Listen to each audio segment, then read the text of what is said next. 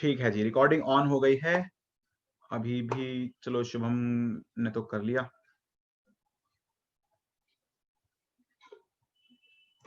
देखो कैसे इंस्टॉल करना है। गूगल पे जाना है और लिखना है MySQL डाउनलोड, ठीक है, या MySQL कुछ भी लिख दो तो ये पहली साइट खुल के आएगी mysql.com। MySQL में डाउनलोड्स पे जाना। डाउनलोड्स में ये सब एंटरप्राइज क्लस्टर इन सब कुछ पे, इस पे किसी पे नहीं। सबसे लास्ट है ये MySQL कम्युनिटी डाउनलोड्स। शुभम आपका एसक्यूएल चल गया था?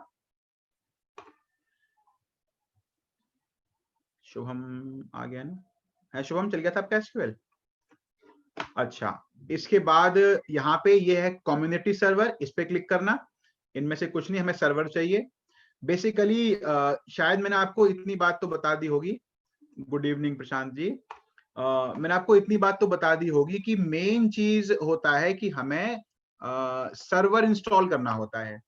अब इस सर्वर को एक्सेस करने के दो तरीके हैं। बता दिया है तो भी सुन लो और नहीं बताया है तो भी सुन लो। दो तरीके कौन कौन से हैं कि एक तो आप इसे एक्सेस कर सकते हो कैसे, कमांड लाइन के थ्रू। कमांड लाइन का बेसिकली मतलब क्या होता है, देखो CLI या CLC कमांड लाइन इंटरफेस या कमांड लाइन क्लाइंट, एक तरीका ये है। दूसरा होता है GUI, graphical user. UI word का मतलब होता है यूजर इंटरफेस, मतलब मैं हूं यूजर, आप लोग हो यूजर, तो आप जिस तरीके से डील करोगे सॉफ्टवेयर से वो होता है क्या, इंटरफेस। तो दो तरीके हैं इंटरफेस के। किसी भी सॉफ्टवेयर के बेसिकली दो ही तरीके होते हैं जनरली। क्या, एक CLI कैरेक्टर बेस्ड, एक होता है GUI ग्राफिकली। तो CUI GUI ये दो। तो अभी मैं लिख रहा हूं, बताता हूं क्या होता है वर्क बेंच।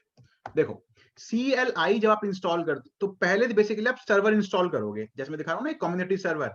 आप ये सर्वर इंस्टॉल कर लोगे और सर्वर के साथ में आपको ये CLI अपने आप मिल जाता है। सर्वर को एक्सेस करने का एक तरीका, आपको अलग से कुछ नहीं करना पड़ता। सर्वर को इंस्टॉल करने के बाद आप बस स्टार्ट में जाओगे और लिखोगे क्या, MySQL। देखो ये आ गया CLC कमांड लाइन क्लाइंट, इस पे क्लिक करोगे और ये आपका देखो, इसे इसीलिए कहा जाता है करेक्टर यूजर इंटरफेस, क्योंकि यहाँ सब करेक्टर्स में है, कोई माउस काम नहीं करता, कोई ग्राफिक्स नहीं है। तो ये है करेक्टर यूजर इंटरफेस। आपके स्कूल्स में इसी पे ही कराएंगे। सर पासवर्ड वगैरह क्या मांगा इसमें भी? वो जब आप इंस्टॉल करोगे ना उस समय जो आपने डाला होगा वो यहाँ पे आएगा। अच्छा जी, तो ये तो हो गया CLI। दूसरा तरीका होता है GUI, जिसे कहता है MySQL वर्क बेंच। तो जैसे कि मान लो मैंने दोनों इंस्टॉल कर रखे हैं, हम लोग वर्क बेंच पे ही पढ़ेंगे। तो आप ये वर्क बेंच ओपन करोगे और पासवर्ड ये भी मांगेगा, पासवर्ड वो ही चलेगा सेम, दोनों सेम चीज पे ही काम कर रहे हैं। और यहां से अब आप अपने कमांड्स लिखोगे। यहां कोई कमांड लिखोगे तो उसको वहां एक्सेस कर लो। मतलब CLI में कोई कमांड, कोई टेबल आपने बनाई है तो उसको GUI में एक्सेस कर लो, GUI में बनाई है तो CLI में एक्सेस कर लो। क्यों? दोनों इंटरकनेक्ट होते हैं? इंटरकनेक्टेड होते ही नहीं है, क्योंकि दोनों काम तो यही कर रहे हैं सर्वर पे। इसने भी जो बनाई है वो यही बनाई होगी और ये भी जो बनाएगा वो यही बनाएगा। ये तो एक ही चीज को एक्सेस करने के दो तरीके हैं। टेबल CLI के माध्यम से बन रही है, बन तो लेकिन सर्वर में ही रही है, इसीलिए ये दो तरीके हैं एक्सेस करने के। चलो जी आगे बढ़ते हैं, मैं एक बार रिपीट कर देता हूं। आप किस पे कराओगे? आप किस पे कराओगे? वर्क बेंच पे। GUI पे मतलब आप, हाँ, तो सर CLI और तो GUI कनेक्टेड नहीं है, इंटरकनेक्टेड नहीं है? कनेक्टेड नहीं है वो, बेसिकली काम कनेक्टेड सेम हैं भी और नहीं भी। वो एक ही चीज को एक्सेस करने के दो तरीके हैं। मतलब मान लो आपने इस तरीके का यूज किया, टेबल बनाई, तो टेबल क्या यहां बनी? ये तो तरीका है ना बेटा, ये तो इंटरफेस है। बनी तो टेबल यही ना सर्वर पे। GUI से आपने उसे एक्सेस कर लिया, तो वो भी कहां से निकालेगा टेबल? वो निकालेगा तो यहीं से ही टेबल को, है ना। सर। लेकिन सर कमांड सेम है इनकी, GUI कमांड सेम है। बिल्कुल बिल्कुल, क्योंकि कमांड GUI, देखो ना, साथ बात को समझो ना, कमांड CLI की या GUI की थोड़ी है, कमांड तो सर्वर की वो ही सर्वर की है, सर्वर है की ना, है। ठीक है पार्ट ना। में हो गया, ठीक है सर। हाँ हाँ सर ये ऐसी तो हुआ, मतलब जैसे गूगल क्रोम में कोई वेब पेज खोलो चलो या ठीक फिर है। UC ब्राउजर में। खुशहाल जी, एग्जैक्टली, वाह खुशहाल यार, क्या बात है, आप तो दिन पे दिन है ना, वो तो वेब पे अपग्रेड आप हो रहा है। विकिपीडिया खोलना है। विकिपीडिया आप क्रोम में खोलो, यूसी ब्राउजर में खोलो, खुलेगा तो विकिपीडिया ही। अब आप मुझसे ये पूछ रहे हो कि सर अगर मैं गूगल क्रोम में फेसबुक आईडी बनाऊं तो मोजिला फायरफॉक्स पे खुल जाएगी क्या? तो वो जो आईडी तो फेसबुक पे बनी है ना, वो तो तरीका कोई भी रहा हो। यार ये क्या मस्त सही काम बात कर है। दिया आपने, क्या बात है खुशहाल जी। खुशहाल अब सर जी देखो, हो लेकिन रहा है कर एकदम सकते हैं हम ऐसा। Full programmer. हाँ हाँ, मैं आपको करके दिखा देता हूँ, देखो फटाफट से। कमांड मत पूछना आप मेरे से, क्योंकि ये तो मैं भी एक्सप्लेन करूंगा। तो ठीक मैं है। आपको फटाफट से दिखा रहा हूँ।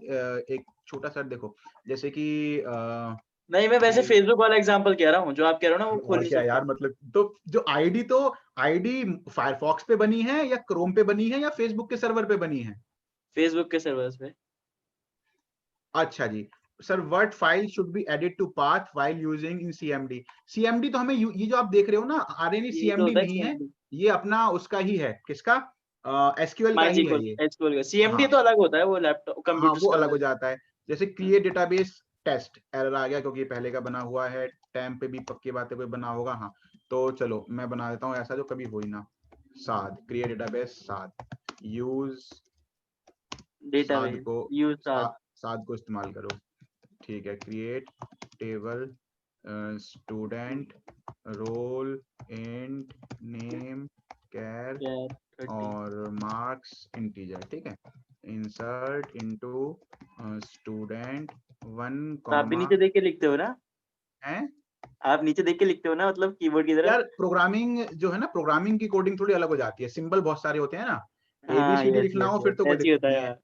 अब हाँ यहाँ क्या है, कॉमा भी है, ब्रैकेट भी है, 36 चीजें होती हैं। ये शिफ्ट दबाने पे सर आपने टाइपिंग अपने आप से सीख दी है कहीं मतलब कोर्स करवा कर? अरे सॉफ्टवेयर आते हैं 36 तरह के, अपने आप सीख लो। हाँ, सर उसमें सॉफ्टवेयर है घर पे लेकिन फिर बैठ के हो उसमें जाती है ना वो तो सॉफ्टवेयर की, माई टाइपिंग बिल्कुल टेस्टर वो बिल्कुल। आता है, उस पे कर लो। हाँ, तो ये घर बैठ के सीखी हुई है। अब जैसे कि देखो, मैंने एक डेटाबेस बनाया टेस्ट नाम का, ये फिर मैंने उसमें एक टेबल बनाई स्टूडेंट नाम की, जिसमें विनय है और 80 है। ठीक है, अब देखो मैं वर्क बेंच में गया, मैंने कहा यूज सर ये एरो हटा दो। एरो हटा दूं, चलो जी एरो हटा देते हैं, ये लो यूज साध रन किया। अब देखो सेलेक्ट स्टार फ्रॉम स्टूडेंट, तो ये देखो 1 विनय 80 है ना। तो क्योंकि वो अच्छा, तो बनाया उससे हो या उससे हो, बना तो सर्वर पे ही है, ये भी सर्वर जुड़ा पे। वहीं से हुआ है, तो कहीं से कुछ भी देखो। या मान लो आप यहाँ पे एक रो इंसर्ट कर दो कि insert into student student values values two 2 comma Akash मान लो, और इसको भी 80 मान लो, और अब सर इसको स्टूडेंट की इंसर्ट स्पेलिंग गलत है। स्टूडेंट की स्पेलिंग गलत है, स्टडनेट। अब भी गलत है। यार आपको एक चीज बतानी थी, बड़ी बहुत बढ़िया, मेरे को याद आ गया स्टडनेट नाम से। सर स्टूडेंट टेबल तो साद थी ना? साद हाँ, तो डेटाबेस है। टेबल की अच्छा ये सर डाटाबेस डेटाबेस है, है। साथ तो डाटाबेस है। Yes yes yes. ठीक है, तो वो अब देखो, अब यहाँ पे अब कमांड चलाओ आप, क्या कि select star from star student. From student, तो वो आकाश यहाँ भी आ जाएगा, है ना। तो ये पॉइंट क्लियर हुआ सबसे पहले तो, कि दोनों बातें एक ही हैं। अच्छा जी, तो MySQL पे क्लिक किया, इसके बाद डाउनलोड्स में गए, डाउनलोड्स के बाद आप नीचे आ गए। हमेशा जो है ना कम्युनिटी, ये कम्युनिटी हमेशा फ्री होता है। जीपीएल, हर सॉफ्टवेयर एक लाइसेंस के अंडर काम करता है, तो जितने भी फ्री सॉफ्टवेयर हैं वो जनरली जीपीएल लाइसेंस में काम करते हैं। जीपीएल का मतलब है जर्नल पब्लिक लाइसेंस, इसमें काम करते हैं। कम्युनिटी वर्ड भी, मतलब कम्युनिटी जब भी वर्ड आए तो समझ जाना कि वो फ्री ही होगा, कम्युनिटी ने ही बनाया है उसको, इस तरीके से उसका नाम लिया जाता है। जहां तक सर ये ये MySQL की, हाँ जी, सर आप बात पूरी कर लो फिर पूछूंगा। नहीं ना, बोलो, मेरी बात हो गई पूरी, अब अगली बात अच्छा आप बताओ। सर, मतलब ये जो जीपीएल है, ये जैसे मतलब जैसे हमारा गाड़ी वाले का लाइसेंस होता है, उसकी तरह बनवाना पड़ता है ये, मतलब लाइक मत कैसे मतलब नहीं नहीं, बनवाना नहीं पड़ता, ये ना मतलब इश्यू होता है ना सर कम्युनिटी ये तो। बनी होती है बहुत सारी, वहां से आप इनको ले सकते हो, डिजिटल लाइसेंस होते हैं। लाइसेंस का हाँ, मतलब ये होता है साथ कि जैसे कि आप पे लाइसेंस है कार का, तो आप हाँ, टैंक नहीं चलाओगे, है ना। तो वो ये ऐसा वाली होता बात, तो अगर जैसे कि कोई सॉफ्टवेयर है, अब है। जैसे कि मान लो मैं एक कंपनी खोलूं, ठीक है, और हाँ, उसमें मैं डेटाबेस यूज करूं ये MySQL कम्युनिटी वाला, तो ये क्या हो जाएगा, इलीगल। क्योंकि क्यों मैंने ऐसे जो क्यों? सॉफ्टवेयर यूज किया है वो जीपीएल है, जनरल पब्लिक लाइसेंस, तो उस लाइसेंस के अंडर एक टर्म कंडीशन में आता है, you can not use this for commercial purpose. मतलब जैसे कि कमर्शियल आपको मतलब पता ही ऑफिस होगा, वगैरह में? हाँ, मतलब मनी इन्वॉल्व नहीं होना चाहिए। जैसे मैं सीख रहा हूँ, सिखा रहा हूँ, यहाँ तक तो ठीक है ना, कम्युनिटी है, लेकिन आप इसमें पैसा नहीं कमा सकते। जैसे कि मान लो आप पे लाइसेंस है कार चलाने का, जैसे मान लो मेरे पे लाइसेंस कार चलाने का, लेकिन मैं ऑटो नहीं चला सकता। देख लो क्या मतलब सर क्या मतलब आप सर माई एसक्यूएल को सिखाने के पैसे नहीं दे सकते? मतलब सिखाने के लिए कोई पैसे जो है नहीं लगेंगे लर्निंग पर्पज से। अगर मान ओके, लो मेरा मतलब काम होता सर हो मैं इसमें केवल ट्यूशन फीस फ्री है सर। नहीं, अब वैसे ये है कि नहीं, बात आपकी बहुत अच्छी है, बिल्कुल जायज बात है। अब उसमें फिर ये भी है कि अब मान लो मैं केवल एसक्यूएल ही पढ़ाता हूँ अगर, है ना, और मैं केवल डेटाबेस ही सिखाता हूँ, तो वहां तो मेरे को लाइसेंस प्रोडक्ट लेना चाहिए। और अगर एक छोटा सा हिस्सा है, बस थोड़ा बहुत बेसिक सिखाना है, तो वहां पे फिर हम जीपीएल ही यूज कर सर, लेते लेकिन हैं। सर हाँ जी। ऐसे आप कह रहे हो कि इलीगल होता है ऑफिस में, तो सर ऐसे तो बहुत सारी कंपनीज यूज कर रहे होंगे अभी भी रिसेंट में। नहीं नहीं नहीं, कोई भी ढंग की कंपनी जो ठीक ठाक, मतलब ऐसा है ना, जब हम प्रोफेशनल हो जाते हैं, हम जब हमें पैसा कमाना होता है तो हम जितना हो सके बचते हैं इलीगल चीजों से, है ना। फिर हमारा मतलब ये चिंदी रेप्यूटेड, चोरों की तरह हाँ। काम नहीं करना होता, गोल बड़े होते हैं ना फिर हमारे, यस यस यस। है ना, ऐसे। अच्छा जी, तो हाँ सर हाँ हाँ जी जैन साहब। सर जो CLI और GUI है उसमें डिफरेंस क्या है मतलब? डिफरेंस बेटा देखो ना, जैसे कि आप जैसे भी सीएमडी की बात चली थी, सीएमडी, तो ये सीएमडी, ये पता है क्या है? ये एक ऑपरेटिंग सिस्टम है। ऑपरेटिंग सिस्टम है पूरे का पूरा, एक सारे काम हो जाते हैं यहाँ से। तो ऑपरेटिंग सिस्टम है, इसे डॉस डॉस भी कहते हैं, डिस्क ऑपरेटिंग सिस्टम। तो ये भी एक बेसिकली चीजों को एक्सेस करने के तरीके होते हैं। तो लैपटॉप तो डब्बा है, अब इसे एक्सेस करना है तो हमें सॉफ्टवेयर चाहिए हार्डवेयर का एक्सेस करने के लिए। तो एक तरीका तो ये रहा एक्सेस करने का, कोई भी ड्राइव एक्सेस करो, कुछ भी प्ले करो, कुछ भी करो, एक तरीका तो ये रहा। और जो हम लोग यूज करते हैं विंडोज नॉर्मल वाली, वो उसका ग्राफिकल वर्जन है, ग्राफिकल वर्जन है ना। तो ये जो आप, ये होता है CUI वाला वर्जन, यहाँ पे माउस वाउस काम नहीं करता, राइट क्लिक लेफ्ट क्लिक काम नहीं करेगा, है ना, यहाँ पे कोई ग्राफिक्स नहीं है, इंटरेक्टिव नहीं होगा इतना ये। तो ये इसे बोलते हैं कमांड लाइन इंटरफेस। और जो हम जैसे यहाँ यूज कर रहे हैं ये सब, इसे कहते हैं क्या, ग्राफिकल इंटरफेस। कमांड प्रॉम्प्ट होता है ना वो सीएमडी, तो कमांड प्रॉम्प्ट है ना, ऐसा कमांड होता है। प्रॉम्प्ट भी कहते हैं, लेकिन ये एक ऑपरेटिंग सिस्टम है जिसके अंडर कमांड प्रॉम्प्ट काम करता है, वो है MS DOS, Microsoft MS disk operating system. Disk operation, yes. जी। सर लेकिन बहुत MySQL सारे करते हैं ना। सर करते तो सिर्फ माइक्रोसॉफ्ट का ही करता है, मतलब जो भी आपने भी बोला। कर तो कोई भी सकता है ना, जैसे लाइनेक्स भी है तो उसके भी 2 वर्जन हाँ। है, कमांड लाइन भी है, उसको शेल बोलते हैं, लाइनेक्स शेल। एप्पल में भी होगा, हर जगह होता है, लेकिन जनरली हम लोग ग्राफिकली प्रेफर करते हैं। Okay sir. अच्छा, तो जो MySQL है, ये इनिशियली जब बनी थी तो इसको एक AB कॉर्पोरेशन नाम की कंपनी ओन करती थी, AB। फिर AB को बाद में परचेज कर लिया था सन माइक्रो सिस्टम्स ने। स्पेलिंग गलत हो गई क्या? सिस्टम, चलो ठीक है। इसने परचेज किया। सन माइक्रो सिस्टम बहुत बड़ी कंपनी थी। अगर आपने एक लैंग्वेज का नाम सुना है, जावा, तो जावा जो बनाई थी वो जेम्स गोसलिंग उन्होंने बनाई थी, उनकी टीम ने। तो उस समय वो सन माइक्रो सिस्टम में ही काम करते थे। तो सन माइक्रो सिस्टम ने ही जावा जो है बनाई है। फिर सन माइक्रो सिस्टम को बाद में खरीद लिया ओरेकल ने। तो फिलहाल अगर कोई पूछे कि जी भाई ये एसक्यूएल किसकी है, तो वो ओरेकल की है। MySQL जो है वो ओरेकल की है। अच्छा जी, वैसे है तो ये ओपन सोर्स, लेकिन अब इस कंपनी का जो मालिक है वो ओरेकल है। देखो लास्ट में आ गया, देखो ये ओरेकल, ओरेकल। अच्छा जी, तो एक बार दोबारा देखो, फिर हम थोड़ा भटक जाते हैं। MySQL में जाके फिर डाउनलोड्स में जाके फिर नीचे आओगे, कम्युनिटी, जनरल पब्लिक लाइसेंस, इस पे क्लिक करने के बाद कम्युनिटी सर्वर पे क्लिक करने के बाद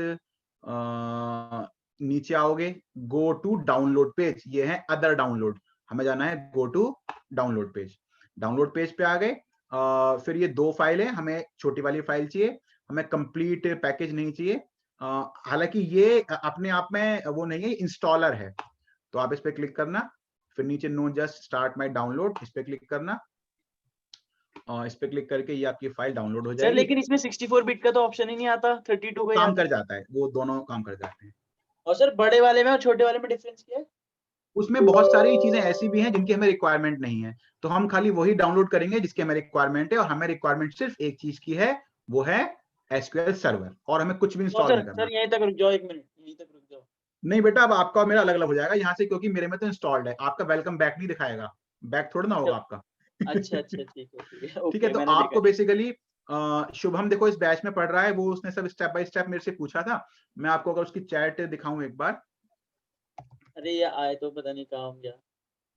ये देखो, ये सब इसने देखो स्टेप बाय स्टेप मेरे को स्क्रीनशॉट भेजे थे कि इसका क्या करना है इसका। तो जनरली आप कुछ इस तरह के स्क्रीनशॉट देखोगे। ये देखो, ये भी सब डिफॉल्ट ही रहेगा लगभग, ये भी डिफॉल्ट रहेगा, ये भी डिफॉल्ट रहेगा, ये भी यहाँ पासवर्ड पूछेगा, डाल देना एडमिन एडमिन ADMIN, और वो बोलेगा वीक है तो कहना कोई बात नहीं, हम भी वीक है, कोई दिक्कत नहीं है, वीक ही चलाओ। और इसको भी डिफॉल्ट छोड़ना, यहाँ पे जाके एग्जीक्यूट करना बस। अगर किसी के में वो इंस्टॉल नहीं है विजुअल C++ माइक्रोसॉफ्ट वाली, तो उसको इंस्टॉल करने के लिए बोलेगा, उसे भी कर लेना। एक जगह जब ये पूछेगा उसका ध्यान रखना कि आपको क्या इंस्टॉल करना है, मतलब किस तरह की इंस्टॉलेशन चाहिए। शुभम, आपको आवाज आ रही है मेरी? Yes sir. तो शुभम, ऑप्शन क्या क्या आए थे? एक तो आया था डेवलपर डिफॉल्ट, एक आया होगा फुल, एक आया होगा सर्वर ओनली, ऐसे आया था शुभम? यस सर, सर्वर का था एक, मुझे अब याद नहीं है ढंग से। हाँ हाँ हाँ, तो आप सभी को सर्वर ओनली उस ऑप्शन को चूज करना है, ठीक है, सर्वर ओनली। अगर कोई ग्राफिकल भी चाहता है तो फिर वो वर्क बेंच को भी सेलेक्ट कर लेना। कोई दिक्कत आए मेरे को उस दिक्कत का स्क्रीनशॉट भेज देना, मैं आपको फिर रिप्लाई कर दूंगा। अच्छा जी, और अब बढ़ते हैं फिर आगे।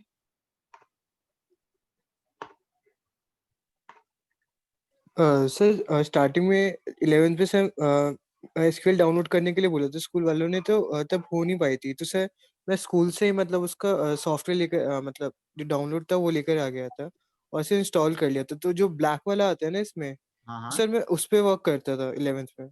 हाँ, वो सबके स्कूल में ब्लैक हाँ वाला सर, ही मैं होता भी है। उस पे ही वर्क करता था। हाँ, सबके स्कूल में वही होता है, क्योंकि वो कम MB का होता है, हर जगह इजीली इंस्टॉल हो जाता है और उसे अलग से इंस्टॉल नहीं करना पड़ता। तो हर स्कूल में उसी पे ही जो है काम कराते हैं। लेकिन देखने में समझने में अपना ये GUI वर्क बेंच है, इट इज बेटर। तो हम लोग कोडिंग इसी पे करते हैं। आप लोग कहो तो मैं उस पे कर दूं, लेकिन उस पे दिखाई भी इतना क्लियर नहीं पड़ेगा, यहाँ ज्यादा अच्छा नहीं सर, रहेगा। इस पे कर दो। क्योंकि कमांड में जरा सा भी अंतर नहीं है, मतलब 0.1% भी अंतर हो तो कुछ ओके ओके हो रहा है ना, वही वाली बात आ गई दोबारा। तो इसलिए हम इसी पे पढ़ते हैं फिर, ठीक है। तो हाँ, बैच के बीच में मेरे को एक बात है ना, मैंने आपसे कहा था कि एक बड़ी अच्छी सी बात याद आई। हाँ हाँ, वो जैसे स्टड नेट देख के। इंटरनेट से, हाँ। तो मैं ना एक लिंक शायद आपको भेजा भी हो पहले, या शायद मैं कुछ बैच में भेज चुका हूँ। क्योरा पे एक क्वेश्चन पढ़ा था मैंने। क्वेश्चन था कि what is the most sophisticated piece of code ever written. Most sophisticated piece of code ever written. तो ये क्वेश्चन था कि सबसे सोफिस्टिकेटेड कोड या एक तरीके से वायरस या हैकिंग आज तक क्या हुई है। तो उसका एक आंसर था, बहुत अच्छा आंसर था। मैं आपको ना उस आंसर का लिंक भेजूंगा, उस आंसर का लिंक भेजूंगा, जो कि मैंने पढ़ा होगा आज से लगभग 4 या 5 साल पहले मैंने उसको आंसर को पढ़ा था। बहुत लंबा आंसर है, और उसको पढ़ते पढ़ते वो, और इतना अच्छा लिखा है उस आदमी ने, इतना अच्छे से इंग्लिश में लिखा है उसको, कि उसको पढ़ के आपको इतना इंटरेस्ट आएगा कि आप लोग उसको आज ही पढ़ना। उसको लगभग आपको 20-1 मिनट लगेंगे पढ़ने में, लेकिन आपको बहुत इंटरेस्ट आएगा, बहुत 20 मिनट? इंटरेस्ट। हाँ, लगभग उस आंसर को पढ़ने में लगभग 20 मिनट लग जाएंगे, क्योंकि बहुत बड़ा आंसर है वो। लेकिन you all people should know, आप लोगों को तो वो जरूर पता होना चाहिए, और आपको बहुत उसमें इंटरेस्ट आएगा, बहुत कुछ जानने को मिलेगा। आप उस आंसर को पढ़ने से पहले दिमाग में कल्पना करना, इमेजिनेशन, क्या कि आपके हिसाब से एक वायरस क्या कर सकता है, मैक्सिमम वो क्या कर सकता है। ये सोचने के बाद आप उसको पढ़ना स्टार्ट करना, और ये गारंटी है कि आपने जो भी सोचा होगा वो उससे आगे ही निकलेगा। फिर वो क्वेश्चन ना, लेकिन बहुत सारे सवाल भी छोड़ जाएगा, बहुत सारे सवाल छोड़ जाएगा कि ये कैसे हुआ था, ये हो कैसे गया, तो पॉसिबल ही नहीं है, ये है वो है। तो उसके बाद एक मूवी है, उस मूवी का नाम है स्टक्सनेट। मेरे को उस स्टड से वैसा याद आ गया था, स्टक्सनेट। स्टक्सनेट भी नहीं है, उसका वायरस का नाम था स्टकनेट। बाकी मूवी का नाम है 0 डेज। 0 डेज ये मूवी कम है, और एक डॉक्यूमेंट्री ज्यादा है, देखो ना, डॉक्यूमेंट्री। और फिर मैं आप लोगों को रिक्वेस्ट तो मैं क्यों ही करूं, जिसको लेने है मजे वो देखे, जिसको नहीं लेने ना देखे। लेकिन मैं आप लोगों को एडवाइस करूंगा कि आप लोग जो है ये मूवी कल समय मिले तो देखना, आप लोग डाउनलोड करके टॉरेंट से कहीं से, और आपको उसके बारे में चलेगा। और जितना मजा आंसर में आपको आया होगा पढ़ने में, उससे लगभग 10 टाइम्स मजा इसमें आएगा। हालांकि ये कोई आम आदमी देखेगा तो बहुत बोर हो जाएगा, लेकिन हम जो कंप्यूटर साइंस के फील्ड के लोग हैं, थोड़ा बहुत समझते हैं इन चीजों को, हमारे लिए तो ये एक बहुत ही सिखाने वाली और बड़ी अच्छी चीज है। इसमें बहुत सारे लोगों के इंटरव्यू हैं, बहुत बड़े बड़े ऑफिशियल, गवर्नमेंट के ऑफिशियल लोगों के इंटरव्यू हैं, और आपको बड़ा इसमें सिमेंटिक कॉर्पोरेशन जो है, जो बहुत बड़ी कॉर्पोरेशन है एंटीवायरस की, उसके मालिक का भी इसमें इंटरव्यू है। आप उसको पढ़ना, आप मूवी को भी देखना, आपको बहुत इसमें इंटरेस्ट आएगा और सीखने को मिलेगा। मैं लिंक आपको भेज दूंगा बैच के बाद। हाँ खान साहब पूछो। सर ये नेटफ्लिक्स, प्राइम या फिर हॉटस्टार पे किसी पे है? नेटफ्लिक्स, प्राइम या हॉटस्टार आप चेक कर लेना भाई, मैं तो टोरेंट वाला आदमी हूँ, मैं तो टोरेंट डाउनलोड कर लेता अरे हूँ। सर ठीक है सर। ठीक है ना। बहुत मजा आएगा आपको देख के। मतलब मेरी तो नींद ही उड़ गई थी जब मैंने वो आंसर पढ़ा था ना, मतलब थोड़ा मैं ज्यादा इसमें लगा रहता हूँ सर चीजों वो में। फॉर लूप पे था क्या कुछ? वो आप देखना नहीं, लूप वूप नहीं, उससे बहुत आगे की चीज है, आपको बड़ा मजा आएगा देख के। चलो जी, मैं आपको लिंक भेज दूंगा। अब आगे बढ़ते हैं एसक्यूएल की तरफ। एसक्यूएल में मैंने आप लोगों को बताया था डीडीएल और डीएमएल के बारे में क्या? नहीं नहीं नहीं। ठीक No, है sir. जी, मैं पूछता रहूंगा बीच बीच में, उसकी वजह ये है सर कि बताया था आपने थोड़ा बहुत। चलो सुन लो, कोई बात नहीं, दोबारा 2-3 बैच में चल रहा है सेम टॉपिक, तो मैं भूल जाता हूँ किस बैच में क्या हुआ, किस बैच में क्या नहीं हुआ। तो देखो भैया, ऐसा है, हम लोग एसक्यूएल से कमांड लिखना स्टार्ट करेंगे। एसक्यूएल की जो कमांड है वो दो क्या होती है, तो 3-4 कैटेगरी है हमारे कोर्स में, लेकिन 2 ही कैटेगरी है। कौन कौन सी? डीडीएल और डीएमएल। ठीक है, डीडीएल और डीएमएल। तो अब इनके अंदर जो भेद है, ये बोर्ड में आने के पूरे चांस है, मतलब आएगा ही आएगा एक तरीके से, क्योंकि भाई 25 नंबर का डालना है एसक्यूएल, तो ये क्वेश्चन तो बनेगा ही बनेगा। सीबीएसई के भेद क्या, सैंपल पेपर डिफरेंस? में भी, हाँ बताता हूँ, सीबीएसई के सैंपल पेपर में भी आया है। अच्छा जी, तो डीडीएल की फुल फॉर्म आपको शायद याद हो, डेटा डेफिनेशन लैंग्वेज, और डीएमएल की होती है डेटा मैनिपुलेशन लैंग्वेज, ये। अच्छा जी, तो यानी कि हर वो कमांड एसक्यूएल की जो डेटा को डिफाइन करने के काम में आती है, वो डीडीएल होती है, और हर वो कमांड जो एग्जिस्टिंग डेटा को मैनिपुलेट करने के काम में आती है, वो डीएमएल होती है। कहने का मतलब, अगर आपको एक डेटाबेस बनाना है, आपको एक टेबल बनानी है, एक टेबल डिलीट करनी है, एक टेबल में कुछ चेंजेस करने हैं, तो ये सारी कमांड जो भी इसके अंतर्गत आएंगी, वो सारी की सारी डीडीएल होंगी। एक बार टेबल बन गई, उसमें डेटा आ गया, उस डेटा में कुछ चेंज करना है, किसी के नंबर बढ़ा दो, किसी की सैलरी कम कर दो, जो भी चेंज करना है, इसको करने के लिए जो भी कमांड होगी, वो होगी डीएमएल। तो डेटा को डिफाइन करने वाली कमांड्स डीडीएल कैटेगरी में होती हैं, एग्जिस्टिंग डेटा को मैनिपुलेट करने वाली कमांड डीएमएल में होती हैं। एग्जांपल सुनो, मेन दोनों में 3-3 कमांड आती हैं, क्या? जैसे कि क्रिएट, ऑल्टर, ड्रॉप, और यही 3 इसमें भी आती हैं। इनका भाव सेम है, वर्ड अलग है, जैसे कि इंसर्ट, अपडेट और डिलीट। ठीक है, ये 3 डीएमएल हैं और ये 3 डीडीएल हैं। केस सेंसिटिव नहीं होती है एसक्यूएल, तो ये बड़ा हो छोटा हो कोई फर्क नहीं पड़ता इन चीजों का। तो क्रिएट से भी कुछ ना कुछ बनेगा और इंसर्ट से भी कुछ ना कुछ बनेगा, ऑल्टर से चेंजेस होंगे, अपडेट से भी होंगे, ड्रॉप से रिमूव होगा, डिलीट से भी रिमूव होगा, लेकिन जिस लेवल पे ये काम करेंगे वो अलग होगा। एग्जांपल के लिए, डेटाबेस बनाना है तो क्रिएट, टेबल बनानी है तो क्रिएट, टेबल में रो बनानी है तो इंसर्ट, टेबल में कॉलम ऐड करना है तो ऑल्टर, कॉलम का टाइप चेंज करना है तो ऑल्टर, कॉलम का नाम चेंज करना है तो ऑल्टर, किसी का नाम चेंज करना है, किसी आदमी का नाम चेंज करना है, मार्क्स चेंज करने हैं, सैलरी चेंज करनी है तो अपडेट, टेबल डिलीट करनी है तो ड्रॉप, डेटाबेस डिलीट करना है तो ड्रॉप, कोई रो डिलीट करनी है तो डिलीट। तो ये है बेसिक डिफरेंस डीडीएल का और डीएमएल का। आप लोगों को बात समझ में आई? सर हाँ विनय जी। सर किसी टेबल या डेटाबेस का नेम है वो भी केस सेंसिटिव नहीं होता ना? हाँ, पूरा एसक्यूएल लेकिन केस सेंसिटिव। लेकिन सर जो हम वैल्यू मतलब जो भी हम देंगे डेटा उसे, सर वो तो होगा या नहीं? होता वो भी नहीं है, होता वो भी सर नहीं है। जैसे अगर हमने किसी का नाम लिखा विनय, हाँ। मान लो सर, वी कैपिटल INAY मतलब स्मॉल, और बाकी में सारे कैपिटल है, तो अलग ट्रीट करेगा, एक ही ट्रीट करेगा? एक ही ट्रीट करेगा। हालांकि आपने पढ़ा होगा तो उसने बताया यही होगा कि वैल्यूज जो होती हैं वो केस सेंसिटिव होती है ना विनय? ये आपने शायद पढ़ा होगा। बाकी ऐसा Yes, कुछ sir. नहीं है, वो होता सब बिना केस सेंसिटिव। मैं दिखा दूंगा अभी आपको, ठीक है? अच्छा जी, अब और कोई सवाल? ही क्लियर हो गया पॉइंट डीडीएल और डीएमएल का डिफरेंस? सर एक बार वापस से बता दीजिए। कशिश आती है पूरा एक्सप्लेन करने के बाद। सर मुझे एक छोटा सा डाउट है, क्या एक बार दोबारा बता दो पूरा। देखो जी, नहीं ऐसा सर, है। वो मैं आई में बार-बार डिस्कनेक्ट हो रहा था मेरा। अच्छा जी देखो, तो डीडीएल यानी कि टाइप ऑफ कमांड होती हैं दो। एक है टाइप ऑफ कमांड डीडीएल, एक है type of command DML. DDL मतलब है डेटा डेफिनेशन लैंग्वेज। इसका मतलब हर वो कमांड जो डेटा को डिफाइन करने में, डेटाबेस का स्ट्रक्चर डिफाइन करने में, टेबल का स्ट्रक्चर डिफाइन करने में जो कमांड यूज में आती है वो डीडीएल होती है। और हर वो कमांड जो एग्जिस्टिंग डेटा जब आ गया है अब उसको चेंज करने के काम में आती है वो डीएमएल होती है। जैसे कि क्रिएट से बनेगा और इंसर्ट से भी बनेगा, लेकिन क्रिएट से बनेगा डेटाबेस या टेबल और वहीं इंसर्ट से बनेगी रो। ऑल्टर से चेंज होगा, अपडेट से भी चेंज होगा, लेकिन ऑल्टर से चेंज जो होगा वो टेबल में होगा या डेटाबेस में होगा। वहीं अपडेट से जो चेंज होगा वो किसी रो में होगा। ड्रॉप से डिलीट होगा, डिलीट से भी डिलीट होगा, लेकिन ड्रॉप से जो जाएगा वो टेबल जाएगी या डेटाबेस जाएगा, और डिलीट से जाएगा वो रो जाएगी। तो जिस लेवल पे ये काम करते हैं वो अलग है।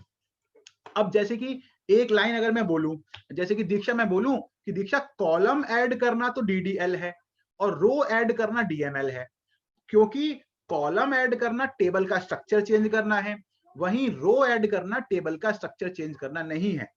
तो अब आप बोलोगे क्यों सर, ये तो दोनों ही टेबल का स्ट्रक्चर चेंज कर रहे हैं, रो ऐड कर रहे हो तो भी टेबल चेंज हो रही है और कॉलम ऐड कर रहे हो तो भी टेबल चेंज हो रही है। लेकिन ऐसा नहीं है। जरा दिमाग में इमेजिन करो, रजिस्टर का एक पेज, मैंने कहा दीक्षा एक काम करो, इसमें कितने कॉलम आ पाएंगे पेज में? आपने कहा सर इसमें ना 4 कॉलम आ जाएंगे। मैं कहा ठीक है, एक काम करो, बच्चों का रोल नंबर, उनका नाम, उनके मार्क्स और फोन नंबर, ये 4 चीजें सेव कर लो। आपने कहा ठीक है सर, 4 कॉलम बना लिए। अब आज था मैंने कहा ठीक है जी, पहला बच्चे का डेटा लिखो, तो आपने डेटा लिख दिया, एक और लिखो, एक और लिख दिया। अब टेबल नहीं चेंज करनी पड़ रही आपको, बस रो आती जा रही है, आती जा रही है, आती जा रही है, आती जा रही है। अब जरा मान लो कि उसमें टोटल 30 रो आ सकती हैं, उसमें 10 रो ऑलरेडी आपने डाल दी, 11वीं रो डालने के लिए कुछ नहीं करना, कोई स्ट्रक्चर नहीं चेंज करना, तो एक रो इंसर्ट करने के लिए कुछ नहीं करना पड़ रहा। अब अगर मैं आपसे कहूं कि एक काम करो, इसमें पेरेंट्स का फोन नंबर भी जरा ऐड कर दो एक कॉलम, तो पूरा स्ट्रक्चर चेंज हो गया। अब तो रजिस्टर के पेज पे जगह ही नहीं बची, अब कैसे मैनेज करेंगे इसे? तो बड़ा रजिस्टर लेके आओ या उसको हॉरिजॉन्टल कर दो या कुछ करो। तो अब आप खुद समझ रहे हो इस बात को कि रो ऐड करना और कॉलम ऐड करना दो बहुत अलग चीजें हैं। कॉलम ऐड करने में टेबल का स्ट्रक्चर, जो फंडामेंटल स्ट्रक्चर है वो चेंज होता है, जबकि रो ऐड तो करने के लिए टेबल बनी ही है। तो इसीलिए ये ऑल्टर है और वो इंसर्ट है और वो ऑल्टर है। रो ऐड करना इंसर्ट से होगा और वो ऑल्टर से होगा, वो डीडीएल है, वो डीएमएल है। ठीक है जी। अब मैं चल रहा हूं आगे और इनका प्रैक्टिकल करते हैं हम।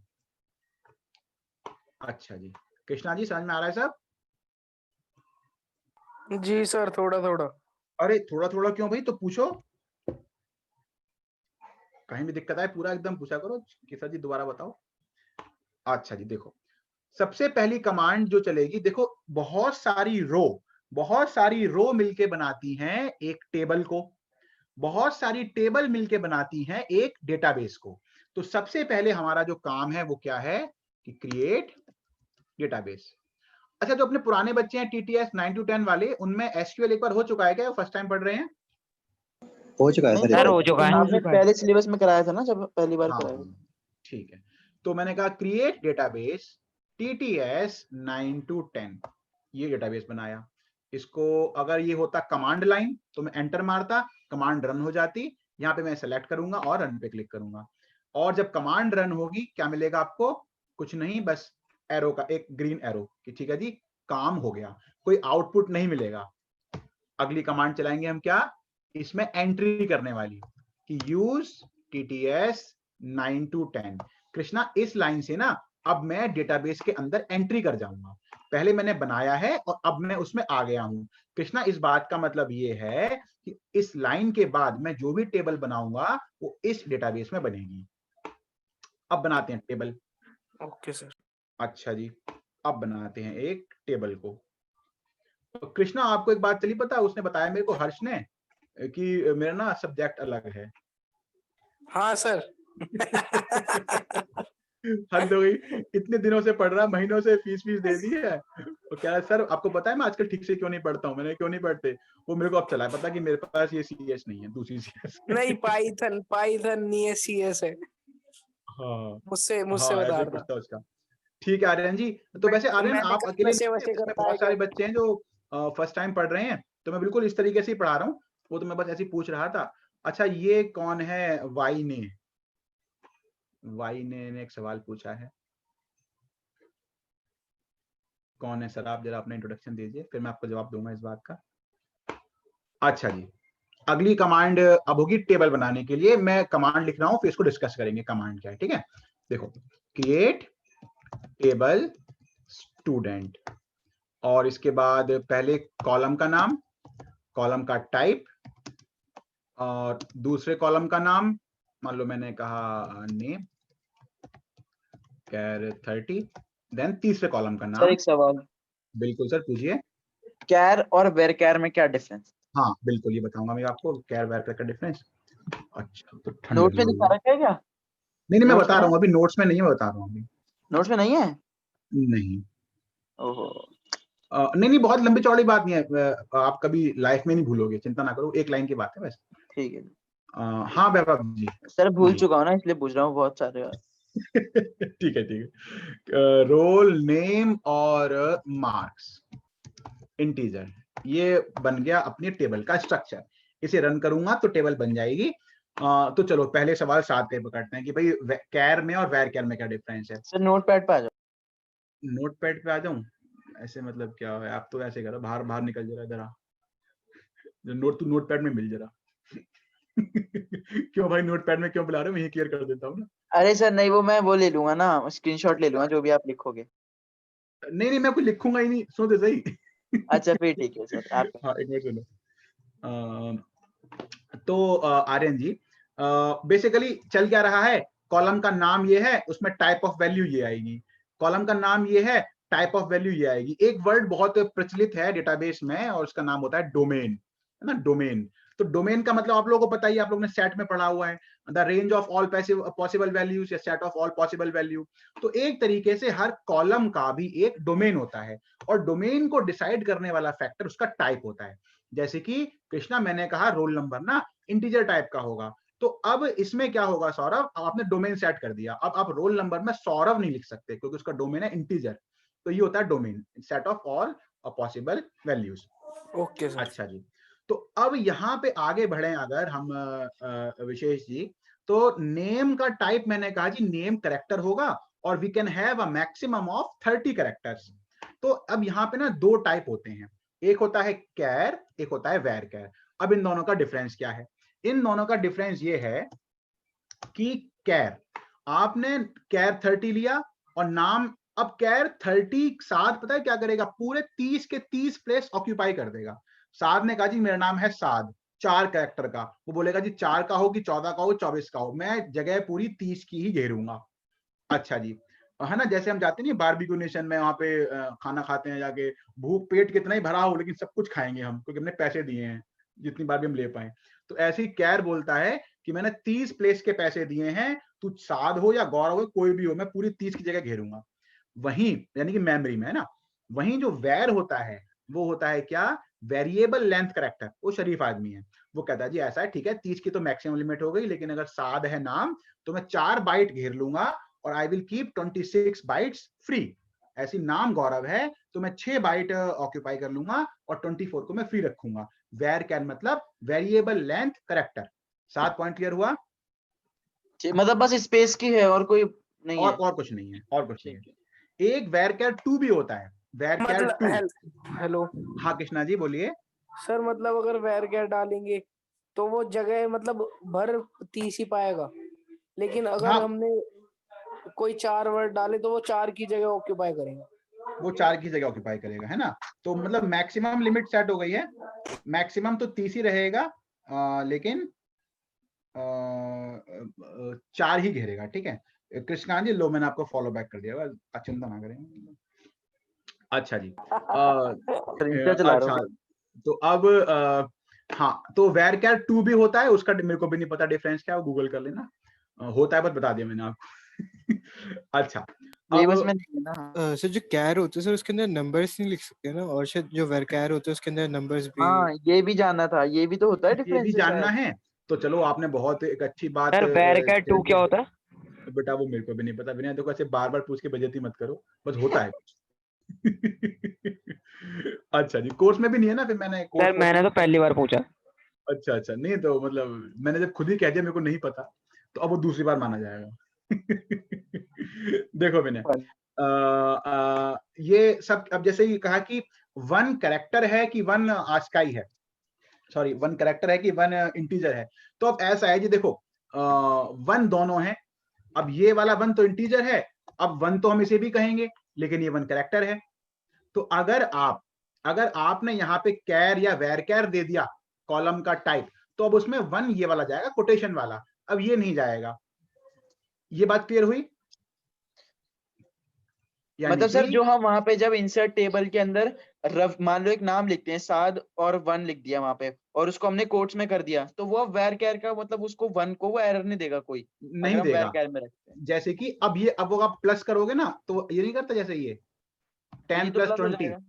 ये अब वो 10 20 हाँ, कर देगा उसको, अब वो 10 ऐसा 20 बना देगा। ऐसा बना। एक बात तो तो ये अगर हम होगी, तो कैर में अगर सर हम कैर में साद और वन रखते तो वो एरर हो जाता। हाँ, अब जैसे कि आप बोलो जी कि 10 और प्लस 10, तो ये एरर है, क्योंकि ये इंटीजर है और ये स्ट्रिंग है।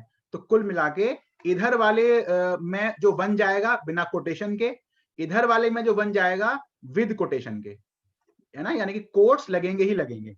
इस कॉलम में जो भी जाएगा उसमें कोट्स होने चाहिए, इस कॉलम में जो भी जाएगा उसमें कोट्स नहीं हो सकते। ठीक है विनय, साथ बात क्लियर हो गई? सर जो कैर है मतलब उसके अंदर नंबर्स एंटर अलाउड है मतलब? हाँ, नंबर तो कैर में नहीं अलाउड है ना है, सर, कैर में अलाउड नहीं है ना इंट। मतलब दोनों में ही दोनों, मतलब ऐसा है ना। अब जैसे कि मैंने कहा ना ये वाली बात, अब ये दोनों वन है कि नहीं, जरा आप बताओ। दोनों वन है, लेकिन इनका अब टाइप अलग है। हाँ, टाइप अलग है ना, तो हम टाइप के बेस पे देखेंगे। तो प्रणय, इंट इनमें से ये वाला है ना, तो ये इसमें Yes, sir. जाएगा, और कैरेक्टर इसमें से ये वाला है तो इसमें जाएगा, ऐसे। ठीक है Okay, Pranay? sir. Yes, sir. अच्छा, लेकिन मुझे एक बात और बतानी है आप लोगों को, वो बात ये है कि हर कैरेक्टर बैकग्राउंड में होता इंटीजर ही है, हर कैरेक्टर बैकग्राउंड में होता इंटीजर ही है। जैसे कि आस्काई कोड वाली बात आपको पता ही होगी। हाँ अब यस सर, जैसे उसकी मैं ASCII कोड। हाँ ए कह रहा हूं, लेकिन अब आप लोग मेरा कीबोर्ड नहीं देख सकते, लेकिन देखो मैंने ऑल्ट दबा रखा है, ऑल्ट दबा के मैंने दबाया 6 5, ऑल्ट छोड़ा तो ए आ गया, है ना, ए आ गया।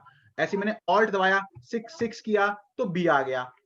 अगर आप चाहो तो आप सारे के सारे प्रिंट भी करा सकते हो। देखो मैं आपको फटाफट दिखाऊं, एक अच्छी चीज आपको शायद लगे इंफॉर्मेटिव, तो वो है, देखो आस्काई कोड होते हैं 0 से लेके 127 तक, हालांकि 255 तक भी होते हैं, लेकिन आप अभी ये मान के चलो। तो मैंने देखो लूप चलाया 127 तक, एक कम चलेगा ना, और मैंने क्या प्रिंट किया, मैंने प्रिंट किया कि आई कॉमा, क्या होता भाई साहब, कुछ नहीं सर, कुछ कॉमा कॉमा कॉमा CHR नहीं ORD आई, याद है ना, ORD क्या करता है, ORD किसी भी कॉरस्पॉन्डिंग आस्काई कोड का करेक्टर देता है। अब जैसे कि मैं खाली ये 2 लाइन रन करूं, 2 लाइन, देखो मुझे क्या मिल जाएगा, एरर। सर CHR आना चाहिए ना। यार मतलब माइक बंद करके हंस लिए तो यार, मतलब ऐसे कर रहे हो। उसने माइक स्पेशल ऑन किया हंसने के लिए, अच्छी बात है अच्छा अच्छा, देखो तो देखो, 97 कोड होता है स्मॉल ए का, 98 होता है स्मॉल बी का, ऐसे ही आप 65 करोगे तो कैपिटल ए का, है ना। फिर ये आपको बेसिकली इसमें 3 याद रखने होते हैं सिर्फ, एक तो 48 होता है 0 का, बाकी फिर सीक्वेंस चल जाता है आगे, 65 होता है कैपिटल ए का, फिर सीक्वेंस चल जाता है आगे, और 97 होता है स्मॉल ए का, बाकी फिर बहुत सारे होते हैं। कुछ ये प्रिंटेबल कैरेक्टर नहीं होते। वन का क्या है, वन का क्या है, वन का फिर वही आगे 49, 49, ठीक ठीक है ना, इस तरीके से। फिर एक बात और भी होती है, ये शायद मैंने आपको बताई हो, वैसे तो बहुत ये बच्चों वाली चीजें हैं, लेकिन चलो देखो, जैसे कि ये आपने एक फोल्डर बनाया, ठीक है, न्यू नाम का, ये एक फोल्डर बन गया न्यू नाम का। अब is it possible to create another folder with same name? Rename मांगेगा वो। मैं एंटर करूंगा न्यू लिख के, वो कहेगा भाई ये ऐसे नहीं चलेगा। अब लेकिन मैं तो हूँ बहुत स्मार्ट आदमी, मैंने कहा अच्छा अभी देखो पागल बनाता हूँ जैसे मैं, तो मैंने न्यू के बाद गौर करना, जो कर्सर है मैंने एक स्पेस दे दिया, स्पेस दिया ये सोच के कि भाई स्पेस भी तो कैरेक्टर है, इसको पागल बना देंगे, एंटर मारा, लेकिन वो मुझसे शाना निकला, वो कह रहा अच्छा बेटा क्या समझ रहा है। स्पेस स्पेस स्टार्टिंग में दे दो। नहीं वो स्टार्टिंग में बात है तो एक ही है जी। उसको हटा देगा। लेकिन देखो अब देखो मैं W पे हूं, अब मैं स्पेस का आस्काई कोड दे रहा हूं 255, ऑल्ट पा रखा है मैंने 255। अब देखो मैं ऑल्ट छोड़ रहा हूं, स्पेस आ गया, आ गया आया। अब एंटर मारूंगा और वो एक्सेप्ट कर लेगा। देखो इसको तो ये तो नया फैक्ट, ये तो नया वो है हैक। नया नहीं है, मतलब है तो बहुत पुराना। तो नहीं मेरे अब लिए तो यहाँ नया पे है। लेकिन वो सर क्या है मैंने इस पहले तरीके बताया से है कि विंडोज 10 मतलब विंडोज एक्सपी से लेके अब तक ये कोई पकड़ नहीं पाता। एक्सपी में मैं क्या करता था आज से मतलब बहुत सालों पहले, लेकिन विंडोज 10 में भी ये काम करता है। अब आप इसको और आगे लेके जाओ देखना, देखो मजे की बात, आप इसको रीनेम करो, आप खुशहाल इसको रीनेम करो, पता है किस नाम से? Alt 255, एंटर मारो तो ये बन गया एक फोल्डर बिना नाम का। आप चाहो तो एक और फोल्डर बना दो, उसमें 2 स्पेस दे दो, तो वो कोई बिना space फोल्डर दे का दो, एक और बन गया। अच्छा कहानी ही खत्म नहीं होती। अब आप राइट क्लिक करो, प्रॉपर्टी में जाओ और यहाँ जाओ कस्टमाइज पे, चेंज आइकन, आइकन चेंज करो और इसको एक आइकन दो जो ब्लैंक को, ओके अप्लाई, देखो फोल्डर गायब। अब इसको ढूंढेंगे सर- कैसे? अब वो तो और आपको तो सर पता ही है ना गलती उसकी से क्लिक लोकेशन हो क्या गया थी। तो खुल जाएगा। सर ये वाला पता सर मुझे वाला। हैं सर? हालांकि इसमें आपको थोड़ा गूगल करना पड़ेगा क्योंकि ये जो आइकन फाइल है ना ये एग्जैक्टली ठीक नहीं है। देखो ओके दबाते ही ना वो यहाँ पे एक स्क्वायर आ जाएगा ये वाला, लेकिन अगर आप थोड़ा गूगल पे जाओगे ना और आप एग्जैक्टली वो ढूंढोगे एक ऐसा आइकन जो बिल्कुल ही ट्रांसपेरेंट हो, तो आपको मिल जाएगा और you will be able to create folder without name without icon. वो आपका सर फिर पर्सनल फोल्डर। ढूंढेंगे कैसे उसे? ढूंढेंगे कैसे? भाई सर, हमें तो पता है लोकेशन उसकी। लोकेशन तो यहाँ बता पे दो ना, रैंडम क्लिक करना है। जैसे आपने यहाँ पे क्लिक कर दिया मान लो यहाँ टॉप राइट में, अब अच्छा आपको अच्छा, पता हमें है तो कि फोल्डर लोकेशन। कहाँ होगा।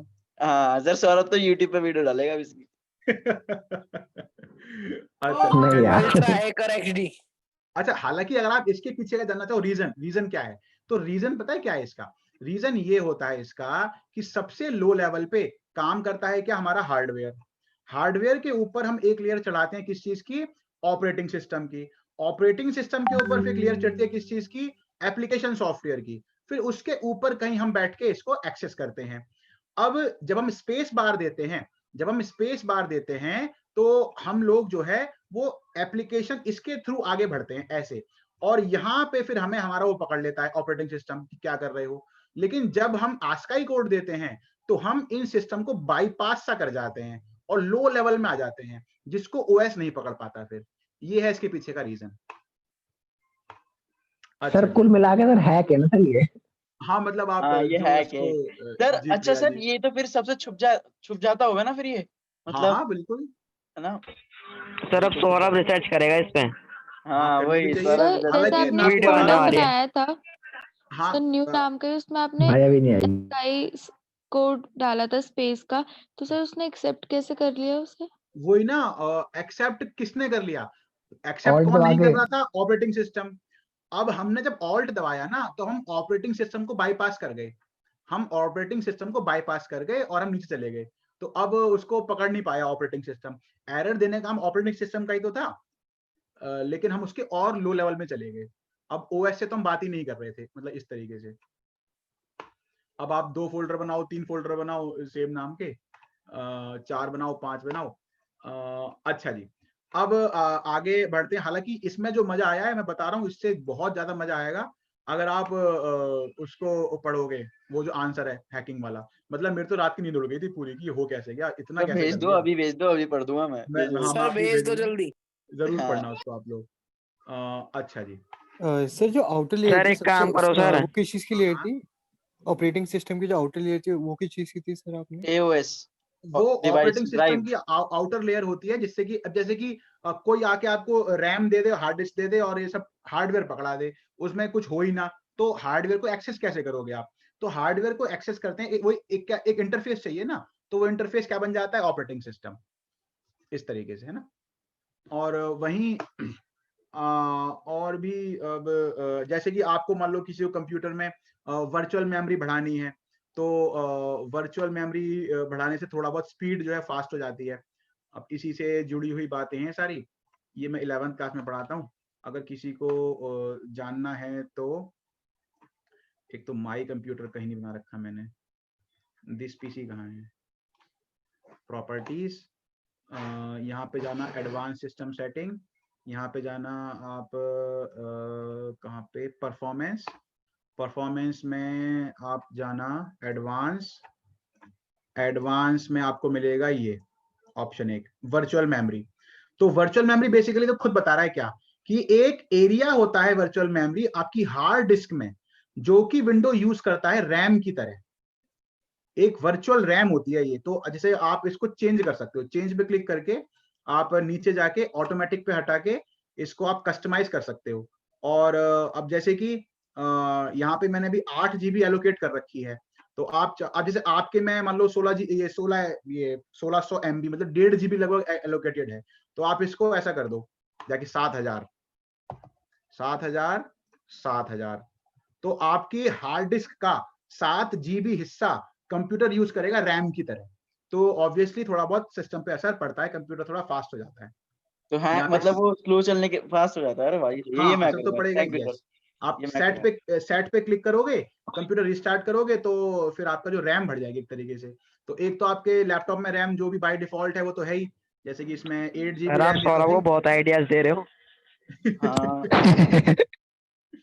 अब ये सब तो मतलब यही तो करने की नहीं सर एज सही है, है। अच्छा हुआ आपने बता दिया मुझे ये वाला। सर बता दिया करो ऐसी ऐसी चीजें सर, हम हाँ सर यार बहुत मेरे को तो बढ़िया। इतना, अब मैं क्या क्या बताऊं, क्या मतलब अब आ गया सर बुढ़ापा। बता दिया करो। 11 की फीस दे दो। अब सर बुढ़ापा बुढ़ापा आ गया जब तो सर पढ़ाने से बचोगे, ये बता दिया करो हैक्स। नहीं सर 11 का बैच दोबारा से पढ़ ले सौरभ, 11 की फीस अलग दे दे। Sir from where it get memory unallocated, हाँ जो आपकी हार्ड डिस्क में अनएलोकेटेड है वहां से लेगा हार्ड डिस्क में। और मेरे केस में तो मेरे लैपटॉप सर में तो जैसे सर SSD है सर तो और फास्ट हो जैसे जाता है। सर हाँ जी, एक चीज पूछनी थी सर, जैसे मेरे पास 500 GB का वो है।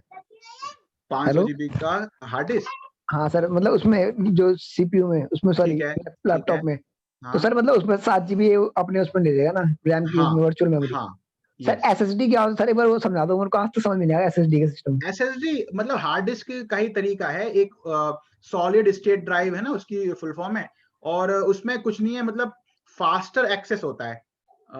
वो कम बिजली लेता है जिससे कि लैपटॉप्स का बैटरी बैकअप बढ़ जाता है, ड्यूरेबल है तो 20-30 साल तक चल जाता है। और उसका जो आर्किटेक्चर है वो मतलब इस बहुत तरीके पतला का बना है है, कि उसमें पतला। मतलब 2 तरीके से एक्सेस होता है, एक SASD होता है, एक DASD होता है। SASD मतलब सीक्वेंशियल एक्सेस स्टोरेज सिस्टम, फिर होता है डायरेक्ट एक्सेस स्टोरेज सिस्टम। तो मतलब कुल मिला के हिंदी में कहें तो SSD जो है वो एक तरह का हार्ड डिस्क है, बट वो जो अपनी ट्रेडिशनल हार्ड डिस्क है उनसे बहुत टाइम्स फास्टर है।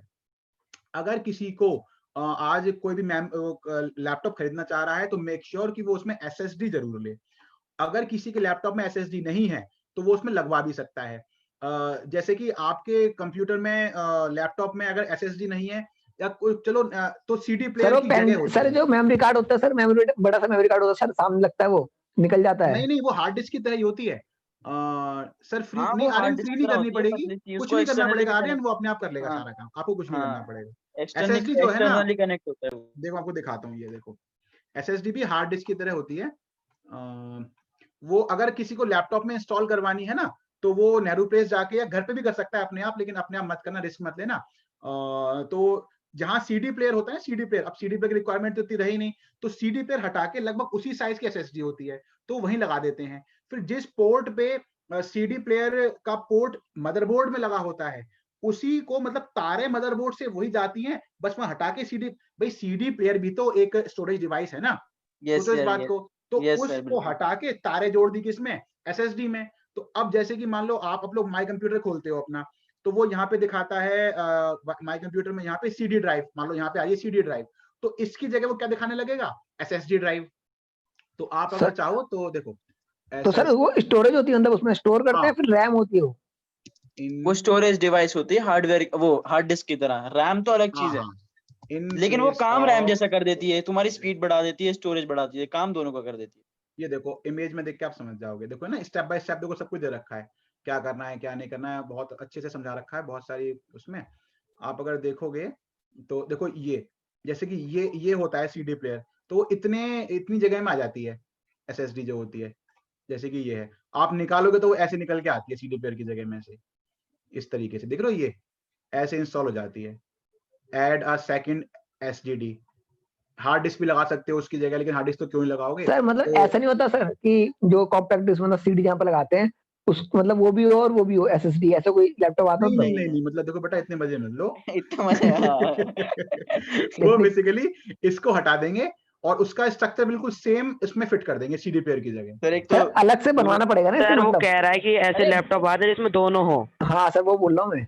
दोनों अब CD प्लेयर वाले आते ही नहीं है, मतलब अब लैपटॉप में हाँ, CD प्लेयर लगभग बंद हो चुके हैं। बंद हो चुके हैं, यस। अब तो CD प्लेयर बहुत जरा वो कम। पतला कर नहीं रहे हैं मेरे वाले लैपटॉप में को, है। ये मोटा करना चाह रहा है सब लोग। हाँ, अब ये है कि देखो इस तरीके से आप लगवा लोगे। नहीं तो ये जो है ना, ये जो ब्रैकेट है जिसमें लगी SSD, ये ऑनलाइन मिल जाते हैं, बहुत आसान है वैसे तो ये करना। बाकी कहीं जाके लगवा भी लो तो कोई दिक्कत नहीं है, बहुत कम पैसों में लग जाता है। 500 GB की SSD लगभग 5,000 रुपए के आसपास आ जाती है। 500 GB क्या 250 GB बहुत रहती है। अच्छा जी, अब जरा मतलब सर स्टोरेज भर गया तो सर स्टोरेज SSD के ले लिए लो। तो होता है। सर यस, स्टोरेज भर गई तो अरे सर भाई SSD ले लो स्टोरेज एक है। हाँ हाँ, हालांकि आजकल स्टोरेज भरने का जमाना है नहीं। सर मेरा सर अ, पुराना था, 7 साल पुराना है सर क्योंकि लैपटॉप। ज्यादा चीजें तो क्लाउड पे हो जाती हैं। जैसे कि मान लो मैंने OnePlus लिया है, 64 GB का है, अब आज तक 64 GB नहीं भरी है। मेरे पास इमेजेस हाँ और सर वीडियो सेम है, मेरे 10 पास भी सालों ऐसे की ही हैं, है। लेकिन सारी गूगल ड्राइव पे है, वो जरूरत ही नहीं पड़ती मेमोरी की।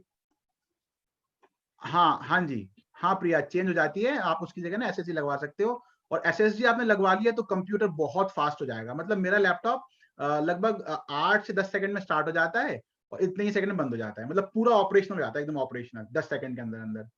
और वो लैपटॉप की खासियत नहीं है, वो केवल SSD है। सर भले ही मेरा आपका मिलता है कम प्रोसेसर से कम 15 मिनट में। i3 ही क्यों ना हो प्रोसेसर, वो सर बहुत मेरा जल्दी सर ऑन हो जाएगा। 3 मिनट में खुलता हुआ यहाँ तक है पूरा हाँ सर खुल के सर सेम हाँ, सर, तो इतना ही टाइम 4-5 लगता मिनट है। लग जाते हैं मेरे वाले में, तो वो भी हार्ड पुराने डिस्क में ना। हो तो इतने टाइम लग जाता है। अच्छा जी, अब ये वाली कमांड एक देख लेते हैं, टेबल वाली। इसमें कुछ बातें आप लोगों से करनी है और फिर क्लास खत्म कर लेते हैं। देखो, क्रिएट टेबल कमांड ये रही, हमने varchar देख लिया। अब ऐसा होता है, ध्यान से सुनना इस पॉइंट को, बहुत इंपॉर्टेंट पॉइंट है ये। 5-7 मिनट लगेंगे, पर ध्यान से सुनना। ऐसा है कि अब एक चीज होती है कांस्टेंट। कांस्टेंट कांस्टेंट कुछ नहीं है, एक मुश्किल वर्ड है एक सिंपल से वर्ड के लिए। जो सिंपल सा वर्ड है वो है कंस्ट्रेंट। कंडीशन। कांस्टेंट का मतलब होता है बेसिकली कंडीशन। तो अगर आप किसी कॉलम पे कोई कंडीशन लगाना चाहते हो तो वो आप कहां लगाओगे? कॉलम के टाइप के बाद स्पेस देके आप वो कंडीशन लगा सकते हो। अब पहली बात, आप कंडीशन क्यों लगाओगे? कंडीशन आप क्यों लगाओगे? तो देखो, डेटाबेस, जैसे शायद मैंने बताया हो या ना बताया हो, डेटाबेस का एक बहुत सारे इंपॉर्टेंट पर्पस होते हैं। इंपॉर्टेंट क्या, डेटाबेस ही नहीं होगा तो हम ही नहीं होंगे। बहुत सिंपल वर्ड में कहूं तो कोई कंपनी ही नहीं होगी, सरकार ही नहीं होगी, डेटा, अगर डेटा ही नहीं है तो हमारे पास। तो लेकिन डेटाबेस का एक बहुत बड़ा इंपॉर्टेंट काम ये भी होता है कि ये टॉप लेवल की हेल्प करता है, टॉप लेवल ऑफ मैनेजमेंट उनकी हेल्प करता है इफेक्टिव डिसीजंस लेने में, है ना, इफेक्टिव डिसीजन लेने में। अब कोई मान लो मोदी जी कोई स्कीम लेके आना चाह रहे हैं तो वो जानना चाहेंगे जी कितने लोग मेल हैं, कितने लोग फीमेल हैं, कितने लोग रूरल एरिया में हैं, कितने अर्बन एरिया में हैं, कितने जाति के हैं, कितने समुदाय के हैं। ये कैसे मिलेगा? From database. तो फॉर तो ये बहुत बड़ा पर्पस है ना, बहुत बड़ा पर्पस है कि इट्स डेटाबेस सर्व्स, है ना, top level of a country या organisation in getting good decisions. But for that दो चीजें तो कम से कम होनी ही चाहिए कि data should be timely and it should be accurate. Timely and accurate कि अगर मोदी जी ने कोई स्कीम सोची है तो वो क्या चाहेंगे जी, बताना कितने लोग आसाम में रूरल क्षेत्र में रहते हैं जो ओबीसी कैटेगरी के हैं, आसाम के रूरल एरिया में ओबीसी कितने रहते हैं। अब उनको इसका आंसर जल्दी भी चाहिए और सही भी चाहिए। अगर जल्दी नहीं मिला तो सही, 10 दिन बाद तो किसी काम का नहीं। अच्छा, मिल तुरंत गया लेकिन गलत मिला तो भी किसी काम का नहीं। तो data should be timely and effective. अब पॉइंट पकड़ो इफेक्टिव वाला। डेटाबेस इफेक्टिवली तब काम करेगा जब टेबल के अंदर डेटा प्रॉपर फॉर्मेट में होगा, तभी तो उस पर कमांड ठीक से काम करेगी। अब ये पॉइंट थोड़ा क्लियर नहीं हो पा रहा होगा, लेकिन दोबारा में सुनो मेरी बात। डेटा जब हम कोई क्वेरी चलाएंगे, कोई कमांड चलाएंगे किसी टेबल पे, तो वो कितना इफेक्टिवली काम करेगी ये डिपेंड करेगा कि डेटा कितने पर्टिकुलर ऑर्डर में है कि नहीं है, फॉर्मेट में है कि नहीं है। एग्जाम्पल से समझो इस बात को, अच्छा समझ में आएगी। जैसे कि मेरे से कोई एप्लीकेशन है, वो पूछ रही है जी अपना डेट ऑफ बर्थ बताओ, तो देखो मेरी डेट ऑफ बर्थ ये रही। अच्छा जी, मेरी डेट ऑफ बर्थ ये रही। अच्छा, मेरी डेट ऑफ बर्थ ये रही। डेट ऑफ बर्थ सर ये 17वां महीना। सर 17 महीने कौन सा सर? गलत भी तो हो सकती है डेट ऑफ बर्थ। अच्छा, ये देखो, ये भी एक तरीका है लिखने का, सर आप फॉर्मेट अलग अलग लिख रहे हो ना बस। है ना। अब लेकिन फॉर्मेट अलग अलग से, अब मेरे को कोई डेट पे काम करना है, डेट एक टाइप होता है, उस पे काम करना है, तो अब उस टाइप को तो एक पर्टिकुलर चीज चाहिए ना जिसपे वो काम कर पाए। जैसे कि मैं चाहता हूं जी जुलाई महीने में कौन कौन पैदा हुआ है, तो अब वो जुलाई, ये वाला जुलाई पकड़ेगा कि वो ये वाला जुलाई पकड़ेगा, है ना। तो इसलिए, या देखो एक और केस, उसने कहा जी अपना फोन नंबर बताओ, तो मैंने कहा जी फोन नंबर ये रहा। अच्छा, फोन नंबर ये रहा। अच्छा, फोन नंबर ये भी है 9+। है ना। और फोन नंबर और 36 तरीका का भी हो सकता है। अच्छा, तो अब अगर डेटा ही सही फॉर्मेट में नहीं है तो अगेन क्वेरी कैसे काम करेगी? क्वेरी नहीं काम करेगी, डेटा इफेक्टिव नहीं रहेगा। इफेक्टिव नहीं रहेगा तो उसको बनाने का पर्पस ही खत्म हो गया। सर इसलिए ऐसे ही सर मान लो और किसी का नाम, कोई नाम में अपनी कास्ट नहीं लगाता, कोई कास्ट लगाता है, कोई मिडिल नेम भी रखता है, तो अब इसका फॉर्मेट कैसे बनेगा? या और अगर बात आ गई किसी के एड्रेस की, तो वहां तो जो रायता फैलता है उसकी तो बात ही छोड़ो। एड्रेस तो आदमी कितने तरीके से लिख सकता है अपना। तो इसके लिए अब क्या करें, अब किया क्या जाए? तो इसके लिए आप ये कर सकते हैं, तो सबसे पहला और इफेक्टिव मेथड पता है क्या है? जैसे कि मान लो मैं फेसबुक पे जाता हूं और लॉग आउट करता हूं, लॉग आउट, ये लॉग आउट, ठीक है। अब मैंने कहा जी क्रिएट अ न्यू अकाउंट, तो अब आप यहां पे देखो, जितना हो सके यूजर को कम से कम टाइप करने दो, यानी कि जेंडर टाइप मत करने दो, उसको सेलेक्ट करने दो कि क्या जेंडर है। डेट ऑफ बर्थ टाइप मत करने दो, उसको चूज करने दो यहां से, और फिर जिस फॉर्मेट में चाहिए हम स्टोर कर लेंगे। फर्स्ट नेम और सरनेम का ही ऑप्शन दो, लास्ट नेम को छोड़ ही दो, है ना, और सरनेम को मैंडेटरी कर दो। तो इस तरीके से बहुत सारी रिस्ट्रिक्शंस लगा के हम ये एंश्योर कर सकते हैं कि कुछ हद तक डेटा एक सही ऑर्डर में आए, है ना, एक सही ऑर्डर में आए। इस तरीके से कंडीशन और भी लग सकती हैं, उन कंडीशन की हमें अभी बात करनी है। जैसे कि हमने यहाँ पे क्या कंडीशन लगा दी, प्राइमरी की। इस कंडीशन को लगाते ही अब वो समझ गया जी इसमें जो भी वैल्यू आएगी वो रिपीट नहीं हो सकती। अच्छा, और क्या क्या लगा सकते हो आप? जैसे आपने यहाँ पे लगा दिया नेम पे नॉट नल, कि जी नाम ना आप खाली नहीं छोड़ सकते। आपने यहां लगा दिया क्या, डिफॉल्ट, कि जी अगर कोई मार्क्स ना डाले तो उसमें डिफॉल्ट 0 आ जाए।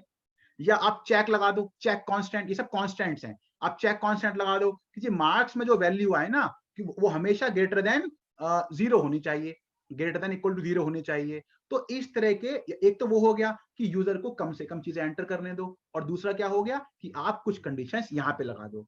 इनसे यू कैन मेक श्योर कि डेटा उस फॉर्मेट में आए जिस फॉर्मेट में आप चाह रहे हो। सर एक बार चेक वाली लगाना। चेक वाली सर जी जो वेरकैर है सर, इससे कॉमा आएगा नॉट नल से पहले? नहीं, कॉमा का मतलब है सिंटैक्स के हिसाब से जैन साहब, कॉमा का मतलब है कि अब नया कॉलम स्टार्ट हो रहा है, तो जो भी है वो कॉलम से पहले ही आएगा। इनफैक्ट अगर आपको एक और कंडीशन लगानी है, मान लो आपने ये कहा कि आपने मान लो डिफॉल्ट इसे भी कुछ कहना है, तो डिफॉल्ट भी आप यहीं पे कहोगे इस तरीके से स्पेस देके अगला कांस्टेंट। कॉमा का मतलब है कि अब नेक्स्ट चालू होने वाला है। ठीक है जैन साहब? Okay sir. चेक के लिए आप क्या लगा दोगे, चेक मार्क्स ग्रेटर देन 0, इस तरीके से। ठीक है Vinay ji? Okay sir. Sir not null का इसमें ये मीनिंग होता है ना कि उसमें मतलब एम्प्टी नहीं रह सकता, मतलब? यस, वो एम्प्टी नहीं रह सकता। सर ये मार्क्स में जो आपने इंट डिफॉल्ट 0 लिखा है, इसका मतलब ये है कि आप 0 लिख सकते हो या नहीं लिख सकते? इसका मतलब ये है साहब कि अगर किसी ने मार्क्स में वैल्यू नहीं डाली तो वहां बाय डिफॉल्ट 0 आ जाएगा। अच्छा ठीक है। अच्छा जी, खैर मैं इसको छोड़ूंगा क्योंकि मेरे को अपने एक स्पेसिफिक पर्पस सर है उसके एक लिए। सर एक चीज पूछूं सर? बिल्कुल सर। सर जैसे सर एग्जांपल में नहीं आता, जैसे सर कॉलम बना होता है उसके ऊपर लिखा, मतलब उसमें वाटर मार्क में लिखा होता है फर्स्ट नेम, मतलब पीछे, तो सर वो भी मतलब प्रोग्रामिंग में हो जाता है फिर, या फिर फ्रंट एंड वाले का? वो फ्रंट एंड में होता है, वो केवल फ्रंट एंड में। उसका कोई मतलब नहीं है इससे। ठीक है जी। ठीक है सर, अच्छा ठीक है। अच्छा, अब एक चीज और, बस लास्ट चीज वो डिस्कस करेंगे, फिर क्लास खत्म करते हैं। तो एक कांस्टेंट और भी होता है जो पूछ सकते हैं पेपर में या वाइवा में कहीं पे भी, यूनिक कांस्टेंट भी होता है। तो अब यूनिक कांस्टेंट का मतलब क्या है कि इस कॉलम में वैल्यू रिपीट नहीं हो सकती। प्राइमरी की का मतलब क्या है, इस कॉलम में वैल्यू रिपीट नहीं हो सकती। तो ऑब्वियसली क्वेश्चन क्या बनेगा कि दोनों में डिफरेंस क्या है। किसी को याद है दोनों का डिफरेंस? सर किनका? प्राइमरी की यूनिक प्लस नॉट नल होती है। बहुत Yes. बढ़िया। इसका आंसर ये है कि जब आपने कहीं प्राइमरी की लगा दिया तो वो यूनिक तो होगा ही होगा, और दीक्षा साथ में ये भी है कि आप उसे खाली नहीं छोड़ सकते। जबकि यूनिक में ये होता है कि आप रिपीट नहीं करोगे लेकिन खाली छोड़ सकते हो। तो एक तरीके से जो विनय ने कहा बिल्कुल परफेक्ट आंसर कि primary key is a combination of unique plus not null. सबको बात क्लियर हो गई ये वाली? जी सर। ठीक है, तो मैं टेबल बना के और यहीं छोड़ रहा हूँ, फिर नेक्स्ट क्लास से टेबल में हम चीजें इंसर्ट करेंगे। हाँ सर वो आपने स्पेस कैसे लाए थे बिना स्पेस दबाए? वो ऑल्ट क्या करके लाए थे आप? ऑल्ट 255। अरे हाँ, एक बात और सुनो, उसके बाद क्लास खत्म करेंगे। अच्छा एक चीज और सुनो कि कांस्टेंट भी दो तरह के होते हैं। पहले तो टेबल बना लें, ये बन गई टेबल। कांस्टेंट कृष्णा दो तरह के होते हैं, जैसे कि ये टेबल, ये जो कांस्टेंट नॉट नल है इसे कहा जाएगा कॉलम कांस्टेंट, क्योंकि ये कॉलम पे काम कर रहा है। कई बार कांस्टेंट ऐसे होते हैं जो मल्टीपल कॉलम पे काम करते हैं। एग्जाम्पल के लिए मान लो मैंने एक कॉलम बनाया होता सैलरी, और एक बनाया होता बेसिक सैलरी और एक एचआरए। अब मैं ये चेक करना चाहता हूं कि HRA must be less than basic salary, तो मैं एक चेक कांस्टेंट लगाऊंगा इन दोनों कॉलम पे। किन पे? बेसिक सैलरी पे और एचआरए पे, कि चेक करना हमेशा कि basic salary should be greater than HRA. तो अब ये जो कांस्टेंट मैं लगाऊंगा इसे कॉलम कांस्टेंट नहीं कहेंगे, इसे टेबल कांस्टेंट कहेंगे। दोबारा सुनो, मैंने ये कहा कि कांस्टेंट दो तरह के होते हैं। अगर वो एक कॉलम पे लगा है, सिर्फ एक कॉलम पे, तो उसे कॉलम कांस्टेंट कहते हैं। अगर वो लगा है मोर देन वन कॉलम तो उसे टेबल कांस्टेंट कहते हैं। बात क्लियर हो गई? Yes sir, more than one तो टेबल कांस्टेंट। यस। तो मैं अब रिकॉर्डिंग कर रहा हूं बंद। That's all for